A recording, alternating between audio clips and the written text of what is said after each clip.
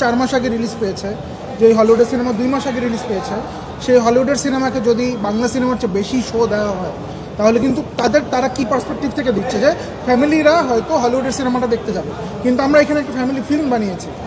এখানে কিন্তু বাচ্চাদের জন্য সিনেমাটা, এটা কিন্তু ফ্যামিলির জন্য সিনেমা।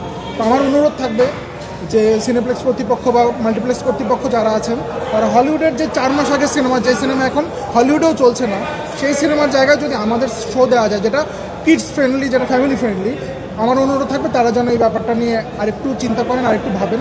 এটা আমাদের পক্ষ থেকে, জঙ্গলি টিমের পক্ষ থেকে একটা অনুরোধ থাকবে তাদের প্রতি।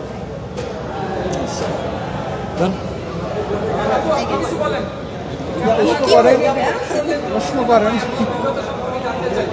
অভিজ্ঞতা তো বলেছি শুরু থেকে, আসলে অভিজ্ঞতা খুবই ভালো। আজ পর্যন্ত 3 দিন 4 দিন আসলাম, 4 দিন আসলাম, 4 দিন পর্যন্ত আলহামদুলিল্লাহ অভিজ্ঞতা অনেক ভালো। আর এরকম অভিজ্ঞতা আমি চাই প্রতিবার আসার পরেই আসলে হোক।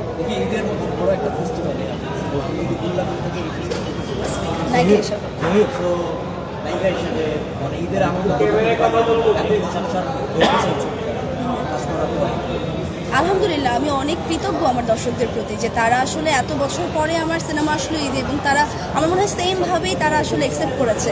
তারা ওই আমেজটাই রেখেছে, ওই কথাটাই বলছে। অনেক বছর পর দিদিকে দেখছি, এবং মানে পুরো শেষ হওয়ার পর একটা ভিন্নভাবে শেষ হওয়ার পর তারা প্রথম দিকে মনে রেখে আমার নামটা যখন বলছে, ক্যারেক্টারটা যখন বলছে, আমার তো মনে হয় এইটাই প্রাপ্তি।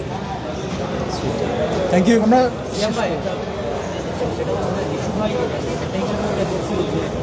আপনাকে নিয়ে শুভকামনা জানাচ্ছি। আপনার ঈদের সব সিনেমাই ভালো চলছে, অন্য সিনেমা অলরেডি শুভকামনা জানিয়েছি। ভাইয়া এতদিন পরে কেন বললেন? আমি তো সেই সিনেমা রিলিজের আগে থেকেই সবাইকে শুভকামনা দিচ্ছি। তো এতদিন সময় কেন লাগছে একটা সিনেমাকে শুভকামনা জানাতে? সাকিব ভাই হোক, নিশো ভাই হোক, মোশাররফ ভাই হোক, সবাই আমাদের, কেউ আলাদা না, সবাই আমাদের। সেই সিনেমা রিলিজের বহুত আগে থেকে আমরা শুভকামনা জানাচ্ছি। সো বিউটিফুল থিং, এতদিন পরে হলো তারা জানাচ্ছেন, দিস ইজ গুড। আশা করি এই প্র্যাকটিসটা অব্যাহত থাকবে। And thank you so much. Thank you. Immigration to Canada. We provide the best quality service and solution for Canada immigration. Please visit our website and contact for details.